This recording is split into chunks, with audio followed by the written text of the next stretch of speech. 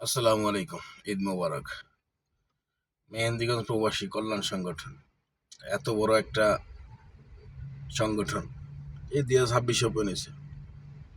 মেহেন্দিগঞ্জের অনেক লোক এই সংগঠনের সাথে সম্পৃক্ত হয়েছে, শুধু একমাত্র আমি ছাড়া। এটা দুঃখের সাথে বলতে হয় আমার, এবং আমাকে পার্সোনালে যারা আমার পরিচিত আছে সবাই নক দিছে।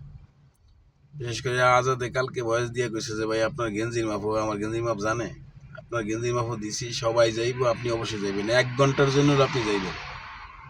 আসলে আমি মানে কিভাবে যে বুঝাইম, আমি রাকিব মামারও বলছিলাম, তারপর উলানিয়ার পারভেজ ভাই উনি আমার একটা ভিডিওতে কমেন্ট করছিল। সবার উদ্দেশ্যে সংগঠনের যারা আসার আগ্রহী, যাদের সময় আছে, আমি আগেও বলছি এখনো বলি, অবশ্যই আপনারা আসবেন। এটা একটা পূর্ণ মেলন। এটা বিগত দিনে কখনোই না, বিগত দিনে কখনো এরকম একটা ইচ্ছা চেতনা আমার মনে অনেক সময় ছিল, কিন্তু এটা বাস্তবায়ন করতে হয়, এই জন্য সময় দিতে হয়, শ্রম দিতে হয়, ওরকম লোক লাগে, আমাদের দ্বারা সম্ভব না। অনেক বছর হয়েছে বিদেশে, মানে এই সৌদি আরবের প্রথম যারা একেবারে আমার বাপদাদার মধ্যে যারা প্রথম আইছে, এরকম একটা আয়োজন বা অনুষ্ঠান কেউ এরকম বড় রিস্ক নিয়ে করতে পারে না, বা করার চেষ্টাও করতে পারে নাই, সম্ভব হয় না তাদের দ্বারা, বা এরকম হয় নাই, কিন্তু এই প্রজন্মের দ্বারা সম্ভব, এবং ইনশাল্লাহ এটা সম্ভব হয়েছে।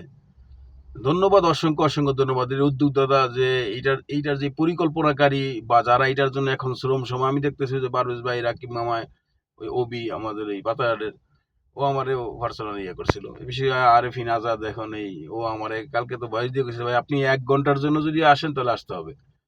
যারা এখনো আসতে মানে আসবে আসবে বলে আসতে পারেন না, সময় থাকলে আপনি জয়েন করতে পারেন, আসতে পারেন।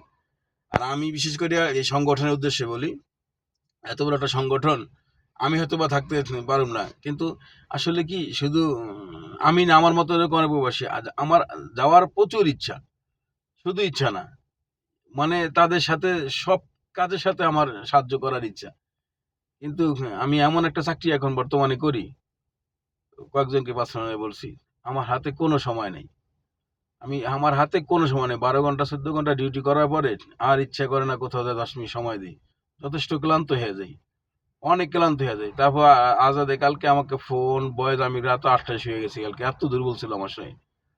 তারপর আমি বলছি, সকালে বয়স দিছি, বলছি যে ইনশাল্লাহ চেষ্টা করুন। আমি রাকিব মামার, ওই পারভেজ ভাই, আমি সংগঠনের সবার উদ্দেশ্যে বলি, যদি সম্ভব হয় তাহলে আমি আসবো। আর আপনারা কেউ রাগ করি না, বিশেষ করে সংগঠনে আমার সাথে অ্যাড আছে আমার এই মেসেঞ্জারে, মেহেন্দিগঞ্জ প্রবাসী, কিন্তু আমি কোনো রিপ্লাই দিতে পারতেছি না, বা কোনো রিপ্লাই দিই না, কারণ আমি যেখানে যাইতেই পারুম না, সেখানে আমি কি বলুম আর কি। যদি ইনশাল্লাহ সুযোগ হয় পার্সোনালি আপনার কাছে আমি ক্ষমা চাই নেব, তারপরে আমি সবার কাছে ক্ষমা প্রার্থী।